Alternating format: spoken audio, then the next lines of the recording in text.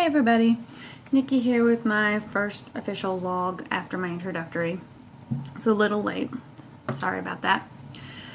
So, November 14th, full moon happened. It was a super moon, and it was the closest the moon had been to Earth in 78 years. So I really wanted to use that moon for my charging of my items. Didn't find out about the supermoon and all that stuff until like 2 days prior to the event. So I really had to step it up and get everything cleansed and consecrated. For the cleansing, I did a lot of research. And there's a bunch of different cleansing methods that I will probably be trying over time.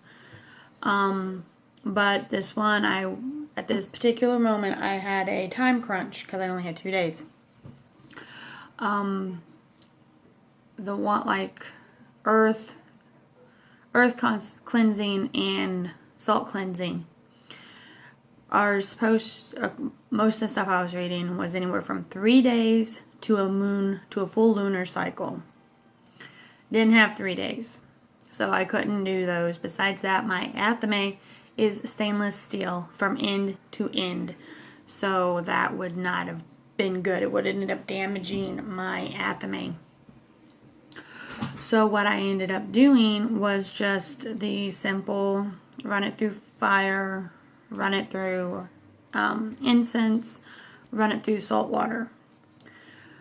In my zealousness, I guess, to get the cleansing done, I forgot that I did not have a candle that was able to be used for that.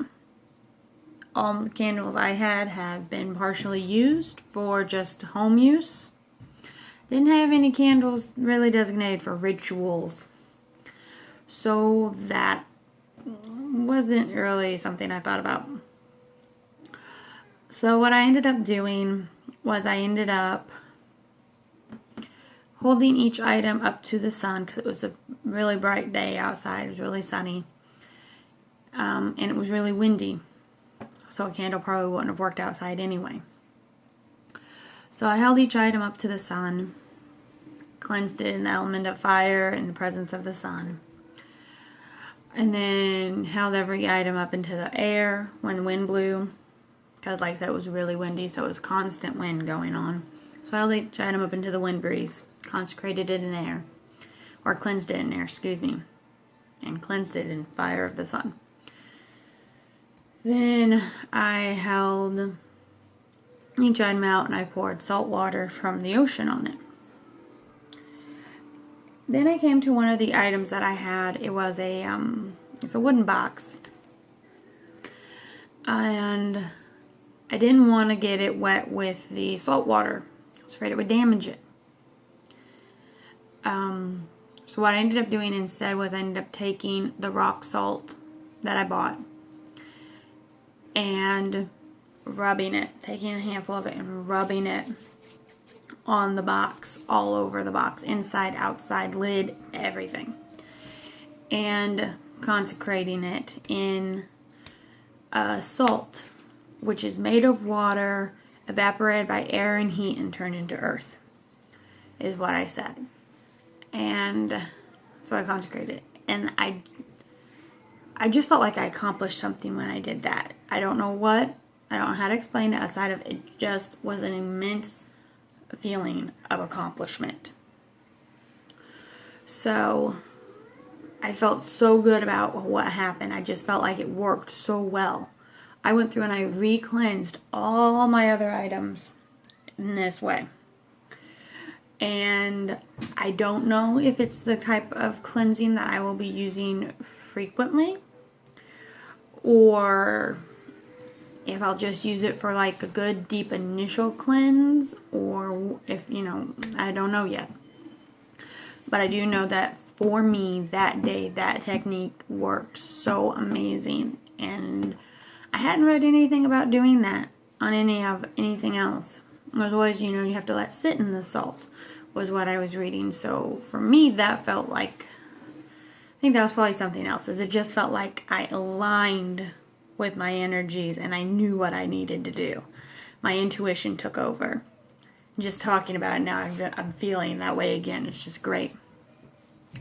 So I did that. The next day I did my consecrating, offering each item up as a magical tool that will be used on my altar for my ritual and magical workings. And I presented to each of the cardinal directions, presented to the god and the goddess, and each time I presented it to each of them, I said, may this item be be true to me in helping me and aiding me in my ritual and magical workings. May it always stay true and never falter. I did that with each item. Sometimes getting more specific than that as to what I wanted it to do. I think on that one it was kind of more of a laid back consecration is what I felt. Because I did have some stumbles as far as like verbiage and word usage and grammar. I stumbled quite a bit on that. I was nervous. But it just felt laid back and relaxed. I didn't feel like I was being judged, and I was the only one there, so I couldn't be, technically I wasn't being judged.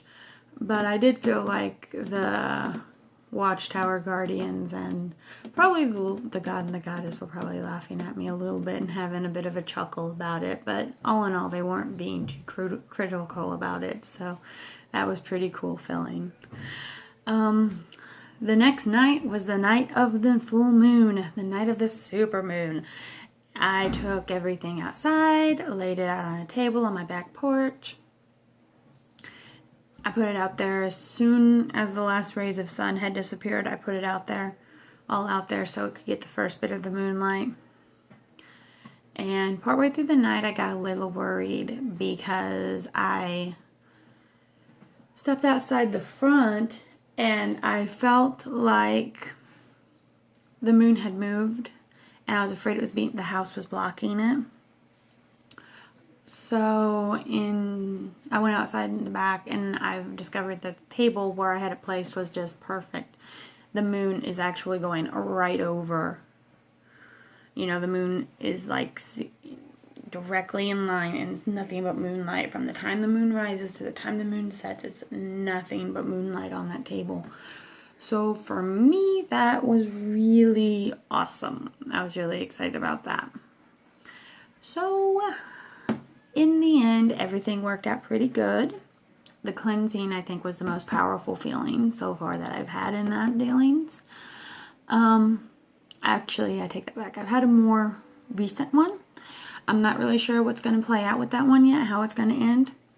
So I will reserve that feeling later, and I'll probably have a whole video about what brought that about and what kind of category that would fall into for me.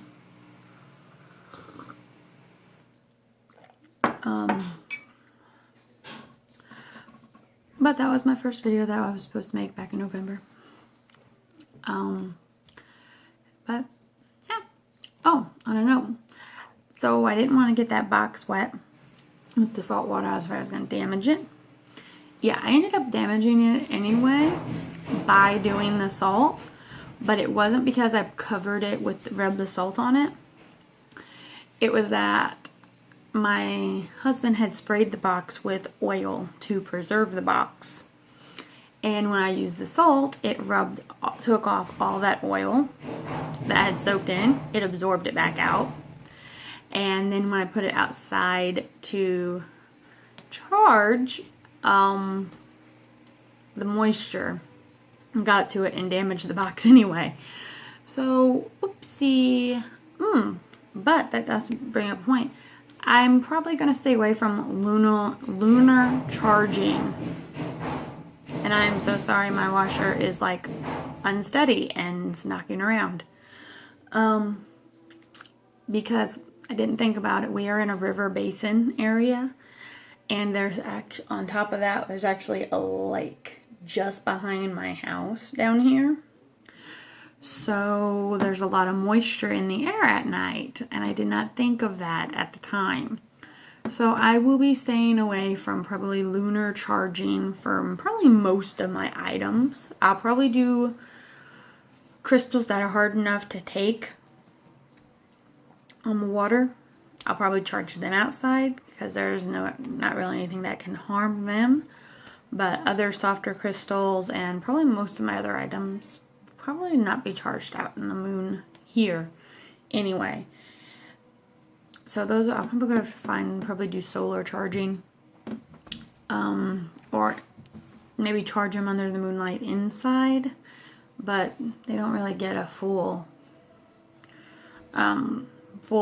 night's path of the light in that manner. So I may just have to do charging outside, do solar charging. I'll have to look into that some more. But anyway, that's all I got today, so that's all I got for this video anyway today. I'll see you on the next one.